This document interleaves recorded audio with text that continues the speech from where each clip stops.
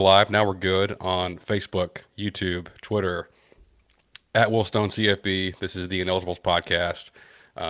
Subscribe to our YouTube channel. Subscribe to us on Apple Podcasts or Spotify. Follow me on Twitter at Willstone CFB. Go read Good Bull Hunting and read our season position previews. But yeah, let's talk football finally. Man, that is frustrating to. I knew something looked off when I kept looking over there, and not that I get just a million viewers every time, but I didn't see the eyeball. Like usually, it'll tell me, "Hey, there's this many viewers," and I didn't see that. I just saw the live, and I saw the time, and I was like, something's off.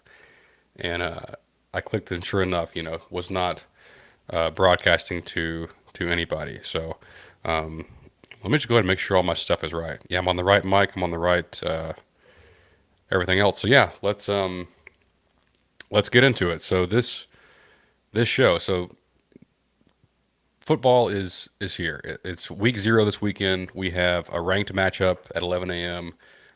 Kansas State and Iowa State. Pretty meaningful game for the Big 12. Excited about that. We've got some camp updates for some A&M opponents. Camp updates for A&M as well, and then a couple of notes for A&M, and then some playoff predictions, maybe some buy sell lease here at the end. So let's go ahead and get into it. The biggest news of the week so far is Notre Dame has picked a quarterback. They have chosen CJ Carr to be their QB1 this year. He will start at Miami in week 1. Interesting for several reasons. I think first and foremost, the word around, excuse me, the word around Notre Dame was that the other guy in this race, Kenny Minchey, redshirt sophomore, was that he had kind of taken a little bit of a lead going into the weekend, and that was kind of like a common theme throughout the past few weeks that they've been in camp is, hey, it's still a battle. No one's won it yet, but we think Minchie is ahead right now, which is the opposite of what any Notre Dame fan would have thought going into the fall. Everyone, when they signed C.J. Carr, he was, I don't know if he's a 5-star or not, but he was a very, very highly rated quarterback prospect coming out of high school. Far and away the highest quarterback they've signed since Jimmy Clausen. Their fans would tell you they have not had a true game changer, at least from a passing standpoint. I know that Leonard was great for them last year with what he could do on the ground, but the best passer they've had, there hasn't been a guy since Jimmy Clausen that has the upside that CJ Carr has. So he's been the guy. They've really gone all in on him and said, hey, this is our future. When they signed him, and it was just kind of a foregone conclusion that he would be the guy. And look, I think he's a good player. Like, I'm not saying, hey, CJ Carr sucks, and Minchie also sucks, but which is not as bad. And I think they're both good players, and I think A&M will have a real fight on their hands, whoever they play. But I think it's interesting that I'll relay some info from the Cover 3 podcast that I listened to earlier today, and Bud Elliott, shout out to Bud.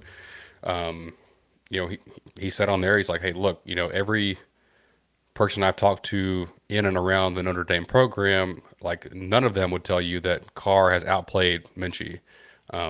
They would all tell you that Minchie has been the better player all of August. So, and to add to that some of the Notre Dame players themselves, which is maybe the scarier part, is the players were surprised that Carr was chosen over Minchie. So,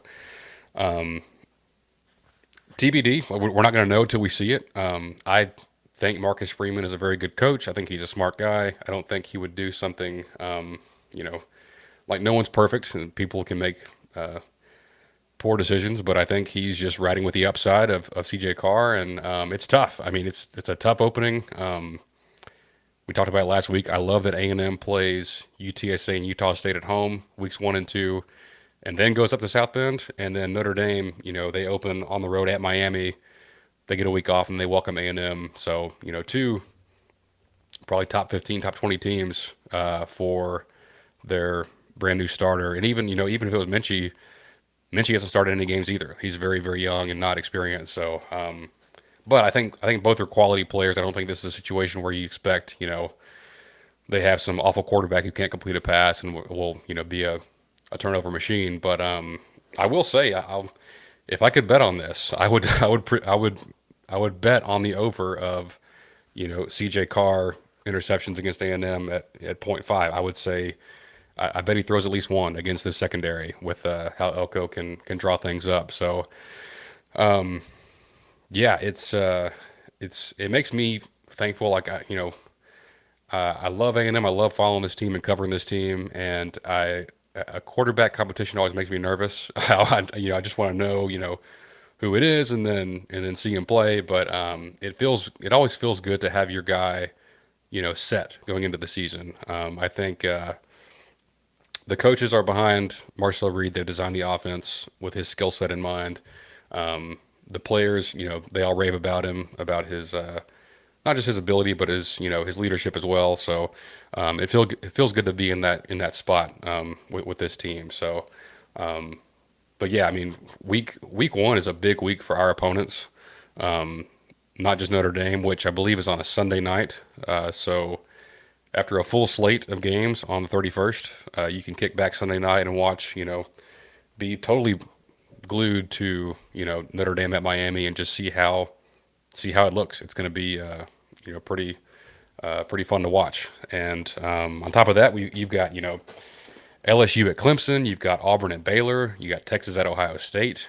A lot of our opponents this season are playing big road games week 1, while we get to play a team from the American at home at night in front of 100,000 people at Kyle Field. So I think it's fun. I like that. I like being able to have a stress-free opening weekend and you know do some scouting on our opponents. But to kind of follow along with that, this is the time of year where I kind of start to browse opposing teams' message boards, just to get a feel for what their fans are saying about the team, what their insiders are saying, what their depth charts, scrimmages, position battles, all that kind of stuff, and just kind of see like what the vibe is at each team. And I've only really dug into Notre Dame and LSU, but I said it last week. I'll say the vibe around Auburn, like Auburn gives me Hugh Freeze's fired midseason vibes. Like the thing with the play calling, like who's on first, where's on second, I don't know who's on third, like who's calling second down or fourth down, like that whole thing is bizarre. He said he might play all three quarterbacks against Baylor. I mean, it sounds like Jackson Arnold has not had a very good camp over there. And the thing, like on paper, that's a very scary team with Cam Coleman and Eric Singleton at receiver, along with Malcolm Simmons, Perry Thompson, Horatio Field. Like they're loaded at receiver, like top three room in the country. But and the offensive line's very good. I think it's one of the best that we'll see all season. But they're light at running back. No Jarquez Hunter. He's with the Rams. And then I don't know, just between between Arnold being turnover prone and Hugh Freeze's just weird vibe that I'm picking up. I don't like it for them. I love it for us. I don't like it for them. But kind of an interesting note. Some of these teams, like Auburn plays Baylor week 1, right, on the road. I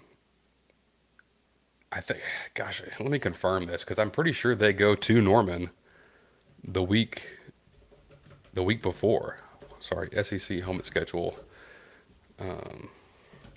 Like, there's a couple of these teams, especially Auburn and Texas, that I think you get at pretty opportune times if you're A&M. I know Florida plays Texas at home the week before they play us. So that's pretty big. It's going to be a physical game for them. Auburn. So yeah, Auburn goes to Baylor, Ball State at home, South Alabama at home, at Oklahoma, at A&M. Oklahoma could have a pretty good defense, and Auburn may come in here at 2-2, and that's a good place to be if you're A&M. Oh, and by the way, after that Auburn is off, and then they play Georgia after that. So rough start to the season for Auburn. They need that win at Baylor so badly, and if I'm picking right now, I'm picking the Bears to win that one. I think Arnold goes up there and throws at least two picks, and Baylor pulls that out. But another team was Florida, so they ease in a little bit with LIU. I don't really know who that is, and then USF at home, and then they go at LSU, at Miami, off, Texas at home, at A&M. So it sets up pretty well for A&M. I mean, like, I feel like these are two of the teams, Florida and Auburn, that are kind of swing games. And if you want to get that 9-win mark and you can't take down one of the big dogs on the road, then you got to sweep the home slate to get to 9. And I think those are two teams with good offensive lines, with a good quarterback in Florida's case, a good receiving group in Auburn's case, but having I think maybe the schedule advantage and maybe the advantage of definitely the advantage of Kyle Field. I like the way that sets up for us. But LSU, very interesting notes from their camp. I think I said it last week that they've gotten a lot of hype. They've gotten a lot of hype around like this off season of like people at media days put them up there with the top tier of the SEC is Texas, Georgia, Bama, and LSU, and I'm like, hold on a second, like LSU was 8-4 last year. They got stomped by Bama at home. They got beat by A&M. They lost to Florida down the stretch. And look, like I think I get the draw. I get it's Nussmeier, like a bunch of the other big teams in the country. Ohio State, Oregon, Bama, Georgia. Those teams don't have returning quarterbacks, and LSU does. Oh, and they have these great receivers, and that's true. I think Nussmeier is a very good quarterback. I think the receivers are outstanding, but the entire offensive line's in the NFL now, and this weekend. So the word around camp at LSU is the defense is just killing the offense, and I don't think the defense is that good to where they should be killing that offense, unless there's a huge mismatch in the trenches, which I think is the case. And I don't think LSU's defensive line is just like a bunch of studs. I think they're decent. They're probably good, but they're not great. They're not littered with first round picks. I think Jack Pryburn is a fine player. I think the three technique from USF, Bernard Gooden, probably a pretty disruptive force in there at practice. We'll see on their younger guys like Dominic McKinley and Gabe Relaford, but still, like that's not a defense that should be just like the offense should be. If anyone's offense should be ahead of their defense, it should be LSU, and either their defense is amazing and they're going to win the championship, or the defense is mediocre and the offense could be bad, especially with the deficiencies on the offensive line. So,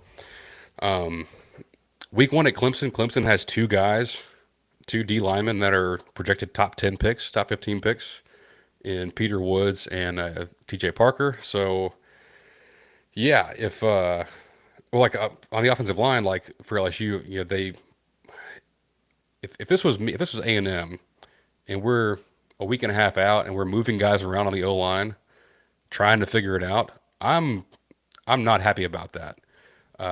They have they got three spots that are set in stone: left tackle, center, right guard. Those jobs are won, but the left guard and the right tackle, like they put a freshman guard at right tackle just to see, are you better than this other guy that we have? And like that's not a recipe for success, especially starting off. I mean, LSU start to the season. I'm just now looking at this like the full look of all the schedules for the SEC. LSU comes out hot. They are at Clemson, Louisiana Tech at home, Florida at home, and then Southeastern Louisiana, and then at Ole Miss, and then a bye. So that's three toss-ups in your first five games, two on the road. One, like I think Clemson, a definite L. They're losing that game without a doubt, in my opinion. If Florida's healthy, that's tricky. Ole Miss, if that quarterback hits, I think he will. That gets tricky. Playing that in Oxford, and then they're on a bye. Then they get Lenore Sellers in Carolina at home. They go to Vanderbilt and they host A&M. So that's kind of another one where I think the vibes could be very in a very different place by the time A&M goes up there than they would be week one. Like week one, they're still riding high. Like, hey, we're a playoff team. Like we can do it this year with Nussmeier. And then if it gets off to a slow start, I think South Carolina should have beat them last year. I think they did beat them, and then that the pick six getting called back that doomed them. And yeah, I think that's very very interesting stuff for the SEC and for A&M. Who else did I have? I haven't read too much into you know I really haven't seen too much on Texas just because I know we're going to find out so much. Obviously, week one, and then by the time we get to that game, we'll know so much more. But Missouri is still between quarterbacks, which you know that should be Bo Perbula. That should be his job. He should have already won. The other guy got drafted by an MLB team. Like he's gonna go be a freaking pitcher next year, and he's still competing for this job with Bo Perbula. So I'm not real high on Missouri, and yeah, that's all my updates. But yeah, I think it's very interesting. Like I think week one we get to learn a lot about some of these teams and how things might go. Real quick, injury updates. A couple of guys for A&M. Nothing like too drastic or season threatening. But Reuben Fothery and Jerome Miles. Jerome Miles is the true freshman, five-star receiver who was coming off of an ACL. Sounds like some more, like I don't have specifics and I don't want to violate HIPAA laws or whatever, but I think something with that previous injury is still kind of bugging him. May not see him, for a while. And then Fothery, I think there was I think there was a scenario where they put him at left tackle and they moved Trey Zoom to center. I think they have experimented with that, but if Fothery's not ready to go, I think they just ditch that plan and just keep Zoom at left tackle and keep Naboo as the starting center, which I'm totally fine with that. But I don't like Fothery is a key part of the depth here. I think he's a guy where if one of the tackles goes down, he can fill in with little to no drop off. Fifth year senior, great piece of depth on the O line, which is so critical in college. And well, I think we'll see. I think he'll be back and be fine before too long. Hopefully by Notre Dame, but hopefully you don't need him. So. A couple of accolades, preseason All-American teams. Armaje Reed Adams was voted preseason All-American first team at guard by the AP. And then Torian York was second team at linebacker. So props to those guys. Hopefully they, have great years and are on the postseason versions of these lists. Yeah, I love that for Reed Adams. I think he's a superstar offensive lineman. He'll be a relatively high draft pick.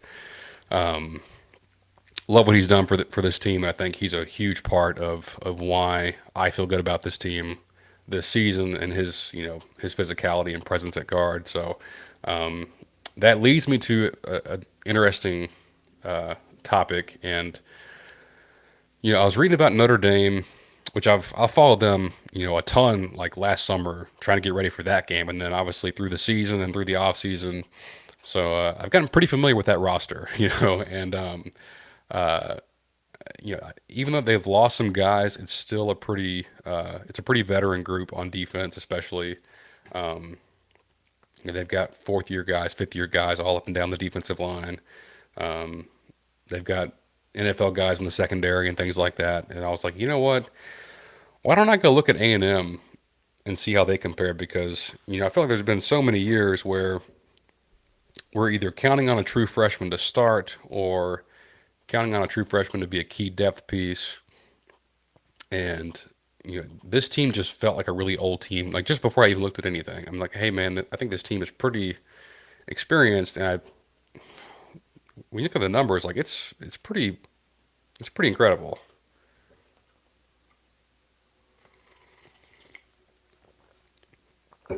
So in what is it now? 14 years that I've followed this team closely, I don't remember a year with this much like veteran guys on it. Like even sophomores. There's not very many sophomores that are even really like going to be dependent on. Like here's our defense, for instance. Here's who I think are going to be the starters and contributors on defense, and their years of experience. Or I guess like what year this would be for them. So like if you're a fifth year senior this year, I'm going to say 5. So Albert Regis, fifth year senior. Cassius Howell, fifth year senior. Dayon Hayes, sixth year senior. Tyler Onyedem, fifth year senior. Scooby Williams, fifth year senior. Tyreek Chappelle, fifth year senior. Will Lee the third, fifth year senior. Back from the top, TJ Searcy, who I think is maybe a co-starter at end with Dayon Hayes. He is a true junior, third year guy. DJ Hicks, true junior, third year.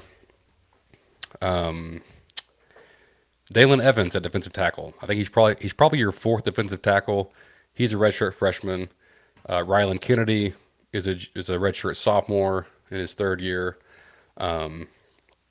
Marco Jones is the only guy I included that's a freshman on defense. Everyone else, and then everyone else besides Dalen Evans is a junior or older. Torian York, third year. Julio Humphrey, fourth year. Bryce Anderson, fourth year. And then Des Ricks, Dalton Brooks, Marcus Ratcliffe, all third year. That is a lot of experience. That is 7 guys that will either start or play a ton of reps that are fifth or sixth year seniors. And most of those guys are in the trenches. At least 4 of them are. 1 linebacker, 1 nickel, 1 corner. That's a big deal in my opinion, especially up front between between Regis and Onyedem and Hicks. We need those 3 to perform at a very high level. I think if you're in these group chats or on TexAgs or wherever else, you've probably talked this week about the defensive tackle room and the run defense and all that kind of stuff. And people are nervous, and I get it. And we would want to be, deeper at that position or more talented. And I think those 3 guys, Regis, Hicks, and Onyedem, will play the most. I think Dalen Evans, he's like 315 pounds. He's a big dude now. And Mike Elko called him out, early on in camp as someone who was elevating their level of play. So. And then the true freshman class, I think the true freshmen on defense. I think they may have hit a home run at every spot on defense. And it wouldn't shock me. Like I put Marco Jones here. I think he's going to play some. It wouldn't shock me at all to see DJ Sanders or Landon Rink at defensive tackle getting reps. So that's your 5th and your 6th guys. Like that's not the end of the world to have you know, true freshman on your third team. Like that's totally normal. You know, like last year we had four guys play the entire year. Like our fifth guy had 20 snaps. So yeah, I think it's fine. On offense, offensive line, Trey Zune, fifth year senior, Chase Basantis, third year guy. Basantis is a no doubt NFL guy. He will be a second or third round pick at a minimum, barring catastrophic injury. I don't know if it's this year or next. I don't know if he comes out early, but when he goes to the draft, he will get drafted very highly. Mark Naboo, fourth year guy. Armaje Reed Adams, sixth year senior. Demetrius Crownover, fifth year senior. Ruben Fothery, fifth year senior. At receiver is the only spot where there's like truly youth. Like the top guy is obviously Casey Concepcion, who's a junior, but he's had 2 years where he like started, every single game. Was the freshman of the year in the ACC. And he's a stud. Like he's probably gone after this year to the draft and be a second or third round pick. He's a baller. But the rest of the room here is the only place on the team where we're depending on young guys. And it's, a second year guy in Mario Craver, second year guy in Ashton Bethel Roman, second year guy Terry Bussey, Isaiah Williams, second year guy, receiver as well, who's also in that mix. But those guys are crazy. Like Craver and Bethel Roman are faster than any receiver we've had since Christian Kirk. And they've like you guys know how high I am on this room. So, and plus, like I don't want a sixth year senior receiver. Like that's not a place. Like if you're good, like you're in the NFL, you're not sticking around to be a sixth year guy at receiver in college. Like unless you've been injured a million times, So, I'm fine having youth at that spot. And then Le'Veon Moss, fourth year. Ruben Owens, third year. The tight ends, we have 8 of them. Theodore Orstrom, fourth year. Amari Nyblack, fourth year. Nate Burkitcher, fifth year. Micah Riley, I believe it's his fourth year. I didn't write him down, but I think he's a fourth year guy. This is a deep and like the one thing that is, I guess, I wouldn't say holding A&M back, but just like maybe limits the ceiling is like we don't have those handful of like first round picks. There's no Christian Kirk, there's no Myles Garrett, Kenyon Green, like those kind of guys. But this is like the next best thing is having, I think a dozen like not a dozen, but you know, Coach Elko is on record saying that he thinks, A&M will have double-digit guys drafted next year, which I think would be the first time that's ever happened in the modern 7-round draft era, which would be a huge accomplishment. And it's not hard to find 10 guys that are going to be draft picks. And like that's where I think, throughout the course of a season, A&M is going to be a team that nobody wants to see on their schedule. Like this is a team full of grown men in the trenches, and they are, they're deep and they're physical, and Alante has a great point here. To be fair, you had those first round picks last year and it didn't help. This is a better team in general. Man, preach, brother. Like some of those guys, and like no offense, because those guys made plays for this team, and I'm proud to have had them, on our team. But a guy like Shamar Stewart is getting drafted based off of his physical skill set, not his not his production. Like that was if he had any production, he's going top 10 easily. He slid to the teens because he had 4 career sacks, and I don't want to I'm not trying to knock the guy, but like I think we have guys who are better football players now. I think we have guys who, have different skill sets and different plans of attack to rush the passer. We have guys who are quicker. Yeah, and I think the coaching on that side of the ball on defense will be upgraded with Elko, being more involved. So I get look, if I want to, I don't want to feel like I'm pouring just a, you know, 55-gallon drum of Kool-Aid here. So what I'll bring us back to reality. So like worst case scenario to me on defense is I think your linebackers are pretty good.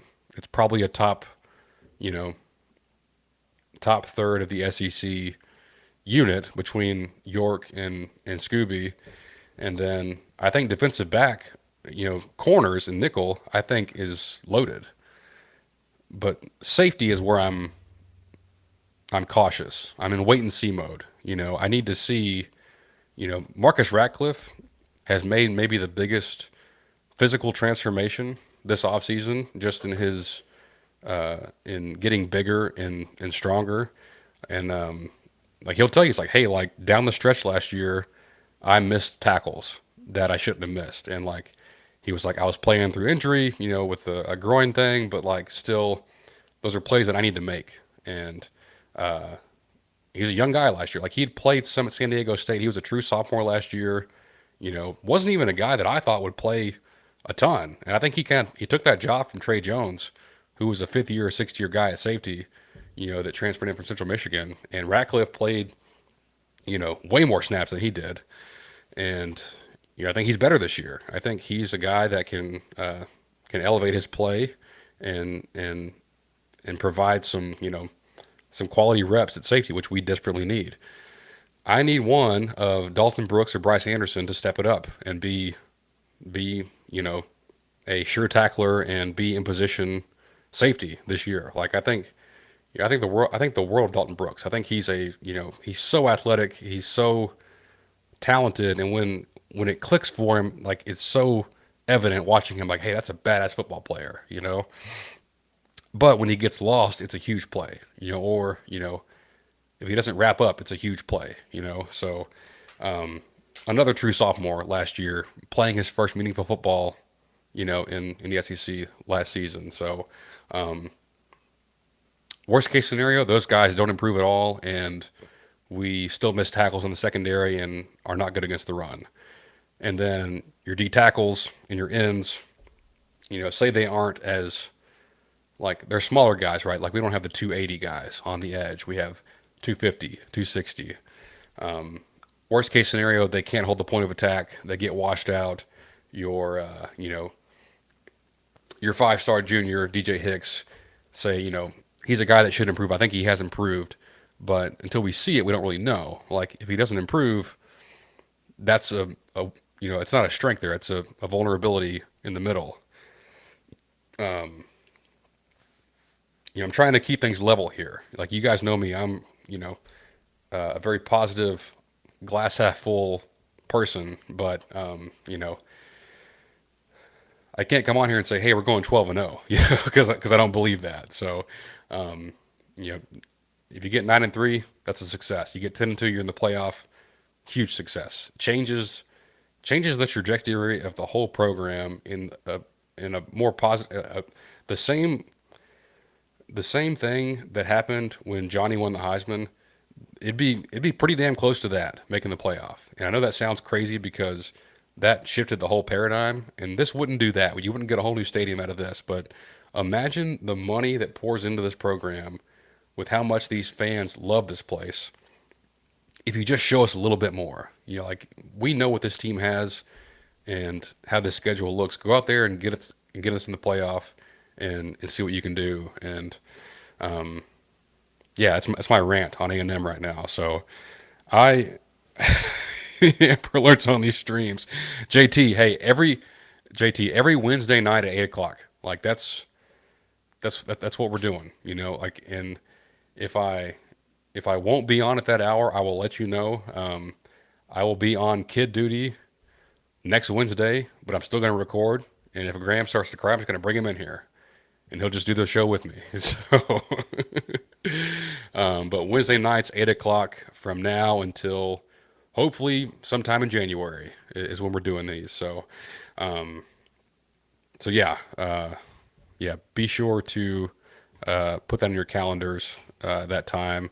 I will try to be as consistent as I can. I think probably better now that I have a kid. I have to be more More, did I say 8 a.m.? I meant 8 p.m. If I said 8 a.m., I'm sorry. Obviously, 8 p.m. Wednesday night. But yeah, so yeah,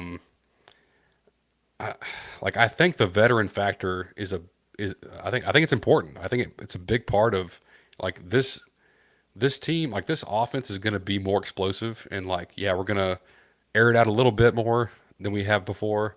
But it's all built off the guys up front that are you know, obviously just like that's the spot where you want your veteran guys that have 180 starts between them and or something. It's a crazy number. It's a very very high number.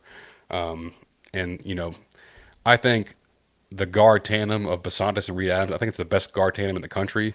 I think having Mark Naboo back, I think center was kind of a liability at times against the better teams.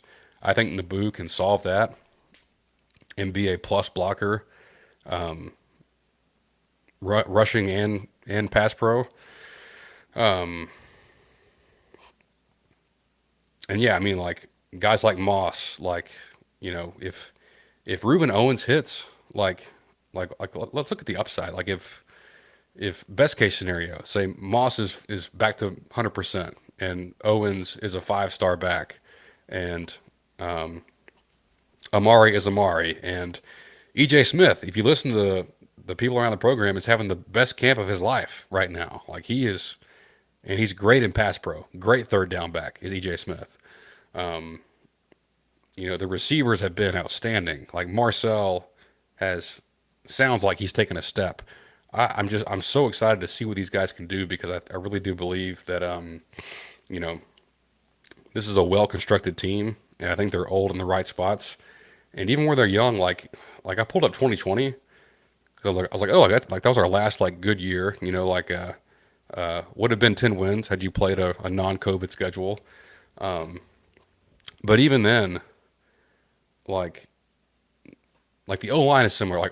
Like the O line was 4 seniors and Kenyon Green, who was an All American. So like that's pretty comparable to what we have now. But receiver, you had Chase Lane, freshman, Jalen Preston, sophomore, Hez Jones, junior, Anaya Smith, sophomore, Isaiah Spiller, sophomore, Kellen Mond, senior. Defense, on the defensive line, the guys that played the most: junior, sophomore, senior, junior, freshman, senior. Linebackers, 2 seniors, and then the secondary: senior, freshman, junior, sophomore, freshman. So way more freshmen and sophomores than what we have on the two deep right now. Um,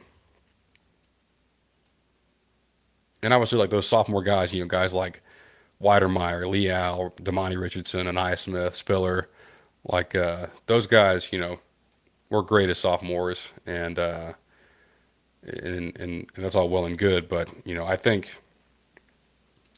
the guys on this team have just played so much football, and they're they're really good, even if they're not the most like elite NFL caliber of guys. I think those kind of guys are coming down the line. I think especially in the freshman class, as you start to see some of Mike Elko's evaluations, those guys work their way through the program.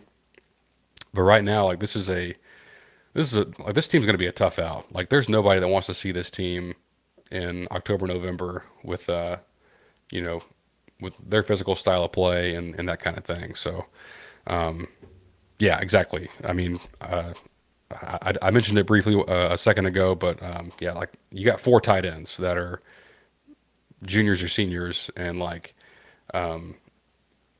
like just speaking from a depth standpoint, if something bad happens at receiver, I think Amari Niblack is a receiver. He's not really a tight end. Like he's a big, you know, he's like an H back. Like he's more reps with the receivers than he is the tight ends in practice. I'm excited to see if Theo is a better blocker. I want to see Nate Burkature block. Here's some real like sicko like college football nerd stuff. I was rewatching the championship game, Ohio State Notre Dame, and I this just goes to show you I can't even remember the guy's name. Let me go try to find it. But they're blocking tight end number 89, unsung hero of that football game. like obviously Jeremiah Smith, Abuka, Henderson, Judkins, like the left tackle. He was first round pick. He's a stud. Will Will Kaczmarek or Kaczmarek, I don't know how to say it. It's a Czech name.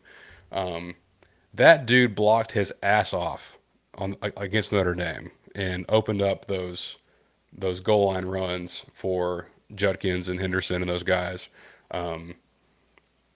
Probably the most underrated position in college football is the tight end that can block. And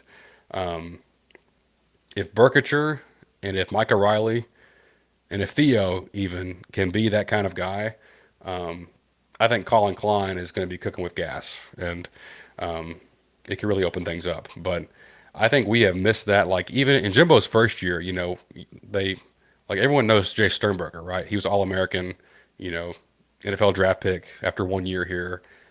But we also had Trevor Wood, in those 12 personnel sets, and like Wood was a big dude. Like I don't know if he caught a single pass, but he was a great blocker, and that's something that we need on this team in a bad way. And I think we found it, and I can't wait to see if that's the case or not, and how those guys perform. So, quick break, and then I'll be right back with you, and then we can talk more about the playoff field and some buy, sell, hold, and all that good stuff. So, one moment.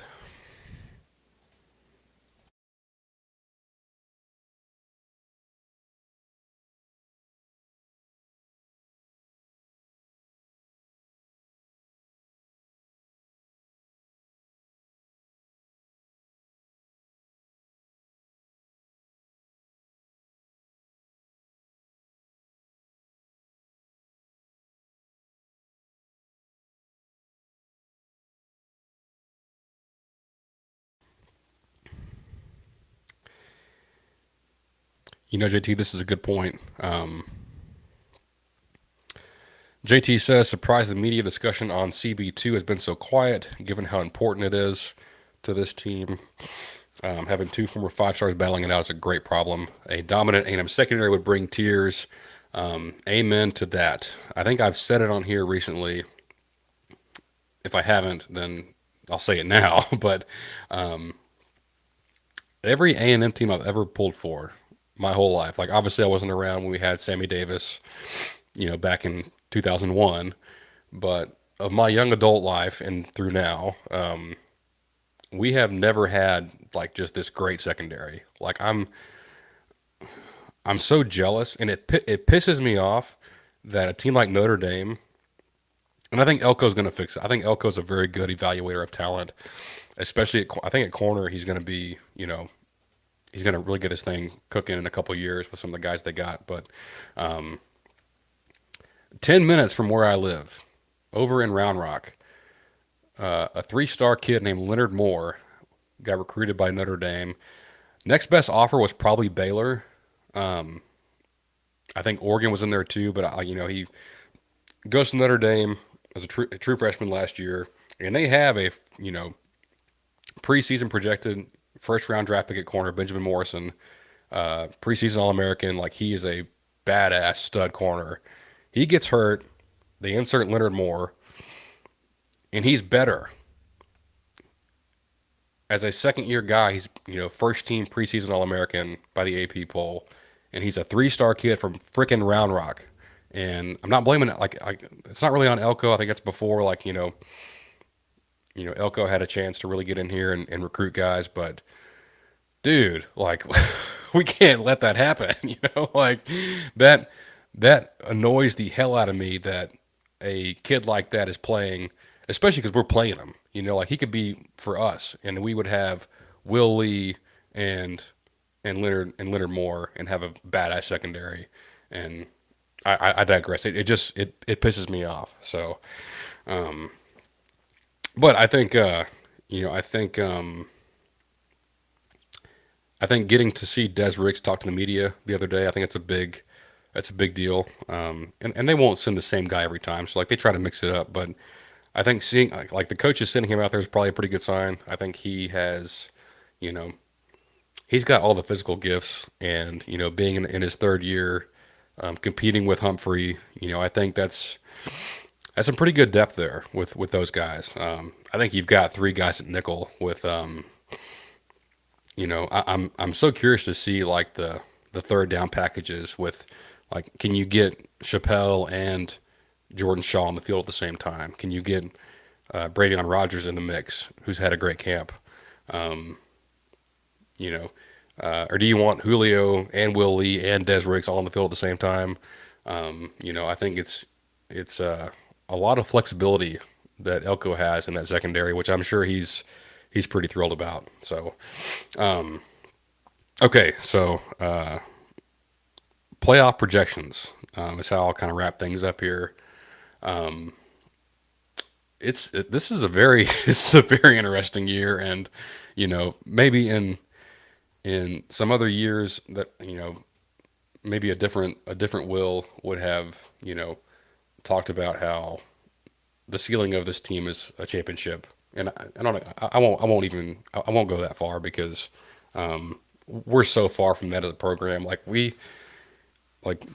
take the next step, like get to the playoff, and then we'll talk about anything past that. But first step, make the playoff.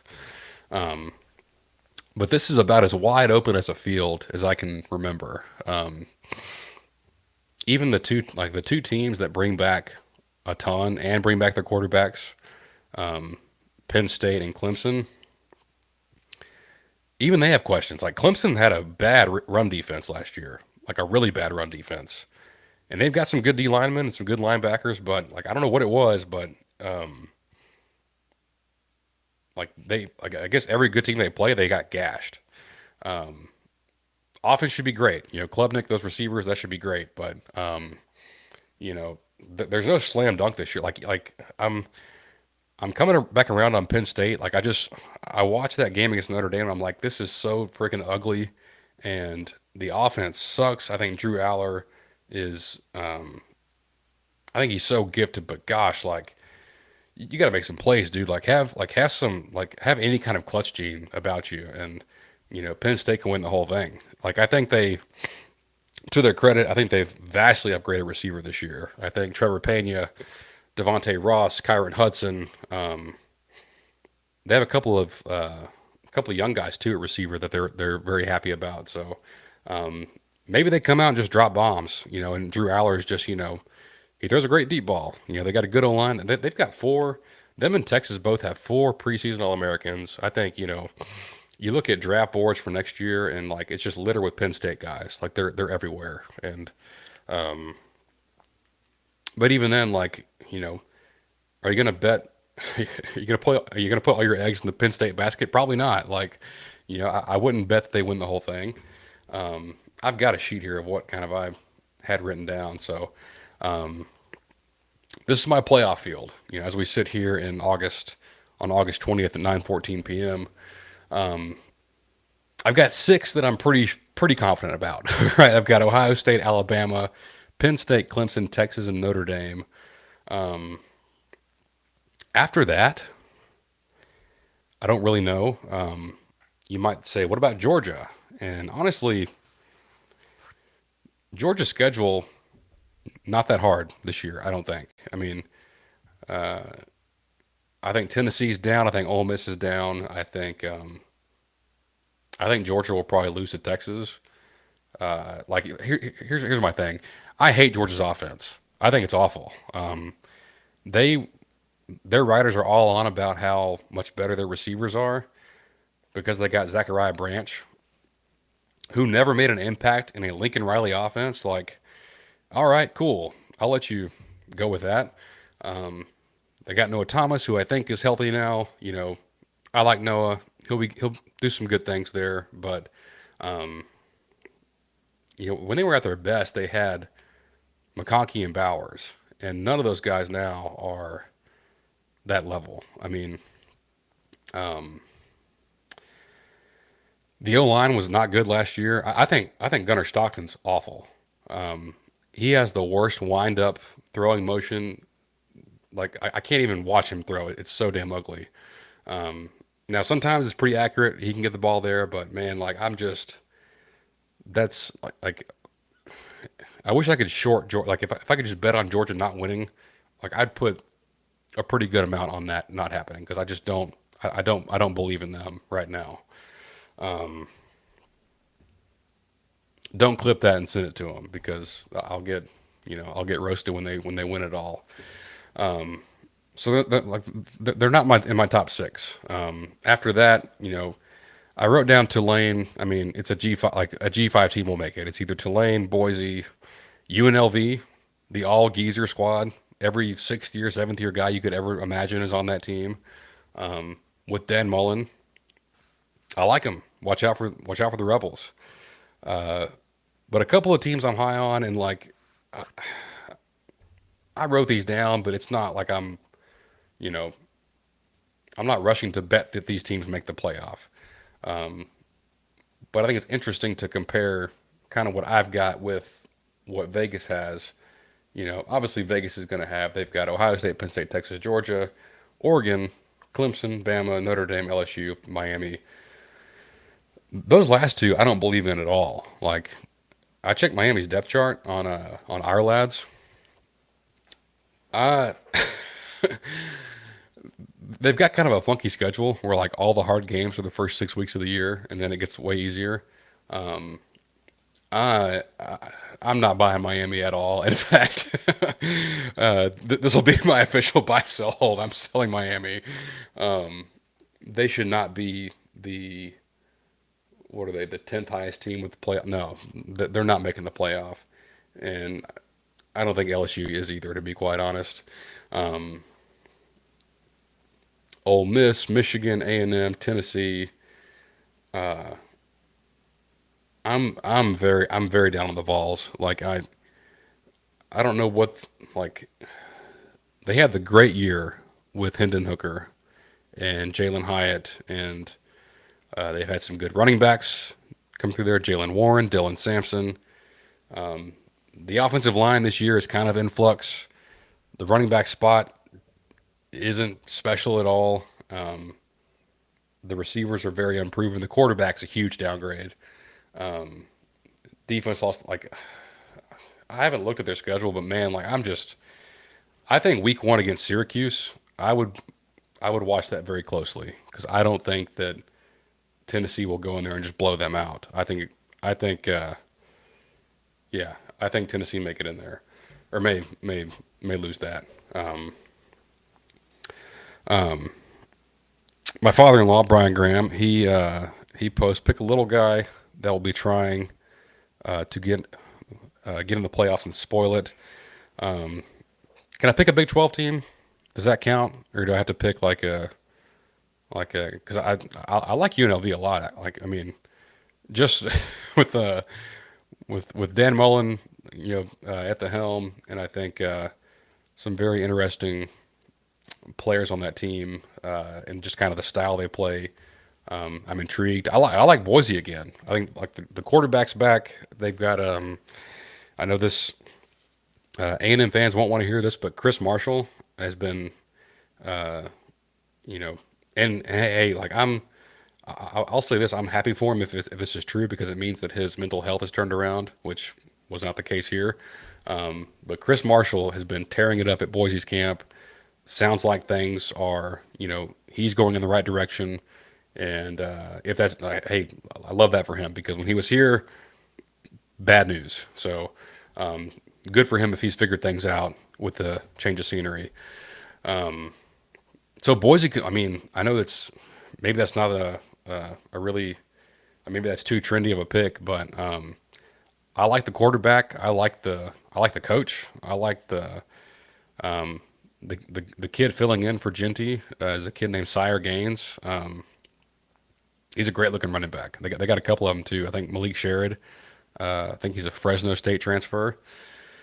Good tight end too, Matt Lauder. So Yeah, I'm pretty bullish on Boise. I think they're probably the favorite to. I mean, they're definitely the favorite per Vegas to make the playoffs. So they may be a little bit better passing the ball this year. I mean, last year obviously all it was all Genty and play action, but if Chris Marshall is if he's right, then it's a very high ceiling offense up in Boise. Maybe my favorite pick, and I think this is my pick to win the Big 12 and make the playoff, and that's Utah. I've always respected Kyle Whittingham as a coach. I think he's always had a very physical football team. They're always well coached. They always play well at home. These Big 12 schedules are very interesting, and I'll tell you why I'm picking Utah. Here's their schedule. So they open up at UCLA, who I think will be better than they were last year, but I think if Utah wins that one, things set up very well for them. They will then play Cal Poly. They'll go at Wyoming. In the big one, week 4, which I cannot wait for this, they will host Texas Tech. That will be probably a night game at their stadium. That is a dangerous place to play, and I'm pumped for this game. So if they can knock them off, the rest of the way they get Arizona State, who's probably one of the favorites in that league. They get them at home. They go at BYU for the rivalry. They they travel to Baylor, but they get K State at home. I mean, I read somewhere that they may have the best offensive line in the country. The left tackle Spencer Fano is a future top 5 or top 10 pick, and to add to all of that, they went and got a great quarterback and his coordinator from New Mexico. The quarterback Devin Dampier, who's just electric running the ball, good passer as well. Great running backs with Wayshawn Parker and Nakari Rogers. So, people are high on K State and obviously Texas Tech and Arizona State. And I don't know, man. I'm kind of planting my flag with Utah. I think that's the team I'm buying. I'm really excited to watch them play. And my other team is Washington. I think whenever we were looking for a coach, and I'm very happy with Elko. Obviously, I would take him over anybody in that cycle. But my favorite at the time was Jed Fish at Arizona, and now he's at Washington. Was okay last year, kind of up and down, but like this quarterback they got, Demond Williams, man, this dude is a player, and they got some real weapons. I think Fish, I think he's a hell of a coach. I think he's built a pretty good program. He's a good program builder. Second year improvement, I think, is something to watch for. Schedule is not too bad. They play Ohio State, so even if you lose that, you should be able to beat, or you have a fighting chance against, I think they go to Michigan and they host Oregon in the last week of the season. So that could be for a playoff spot. I mean, Oregon is not some, just, relock or like reloading, and make another run type of team. There's still questions that they've got, especially on offense. So I don't know. I mean, I like Nebraska as well. I know that's kind of a left field pick, but they got Dana Holgerson running the offense, man. I mean, like they've been dying for offense for years. They got Raiola, I think, sophomore year for him with some real weapons. I like Dane Key. I like Isaiah Hunter. I like the running back Emmett Johnson. I think they have a tight end too. That's kind of a stud. So Nebraska's like a sneaky, like they could, do some damage and sneak their way in there too from the Big Ten. So that's a couple of names that you might not, you think playoff, you don't think Nebraska and Washington and Utah. So that's a few that I'm kind of watching that I'm excited about. Let me look through this list one more time. I'm looking at just at DraftKings odds to make it. I'm not real high on Kansas State. I don't like that quarterback. People love him, but man, I just don't see it. I don't really know anyone else in the ACC. Like, I think the quarterback at Louisville, I think he sucks. Miller Moss. He'll probably get benched by week 7 or 8. SMU, maybe SMU. They may do it again. Indiana, Indiana could do it again. They've got I mean, obviously, great coach, soft ass schedule, and I think an upgraded quarterback with Mendoza coming in from California. So Indiana, like the Big Ten, super interesting. Like I think even past the big names, and even a team like Michigan, like probably starting the true freshman Bryce Underwood, the savior, the 5 star. Heard good things about him. Defense should still be good. You know, they play Oklahoma week 2 in Norman. That'll be a big game to watch. So yeah, man. I mean, that's and the Big 12 is interesting too. Like I think Arizona State. I think Tech has like 3 games that are tough, and if they if they make it through that, then yeah, they're going to be in. But I would circle Utah, and I think they also go to Kansas State. Yes, they go to Kansas State. They go to Arizona State as well. So probably 3 of the top 5 teams in that league they have to travel to. So that could be tough. I like Baylor as more of like a 9-3 type team, and kind of the same with TCU. I think they're kind of in that same tier where offense should be pretty like like they should score a lot of points, but maybe the defenses aren't quite as good as maybe what Utah or a team like Arizona State can roll out there. So yeah, I mean it's wide ass open. I mean that's why you look at this and you're like you know if you include Georgia, that's 3 SEC teams. I don't know that you know I don't know. It's just it's interesting to see how many from each conference kind of get in there. Um, I don't think multiple ACC will get in. Uh, I'm just not I'm not a big believer in most of those teams, especially I'm not big on Miami. Um, I've got to pick a hold, right? Like I'm selling Miami, I'm buying Utah. I've got to hold somebody. I guess I'll hold Penn State because I don't want to go all in, but I don't want to sell either. Like I think you know I'm going to hang on to it. I'm going to let it ride. And this is kind of like if they're ever going to do it, they better do it now because um, it's pretty favorable for them with how things set up. So yeah, I mean, just to bring it back to A&M, it's a prime year for to make a move and to go and win 10 games. Some folks say, hey, if you win 9, you could still be on the bubble. Maybe that's true, but I just I don't think it's very likely. It's a small likelihood to still get into the field at 9-3, especially if you lose, your 3 road games against the good teams that you play. So you need some big wins in there as well. So I'll leave you with that. I think next week's game week, guys. Like I'm freaking pumped. Um, uh, if you can't tell, like obviously this is the best time of the year, and I can't wait to see.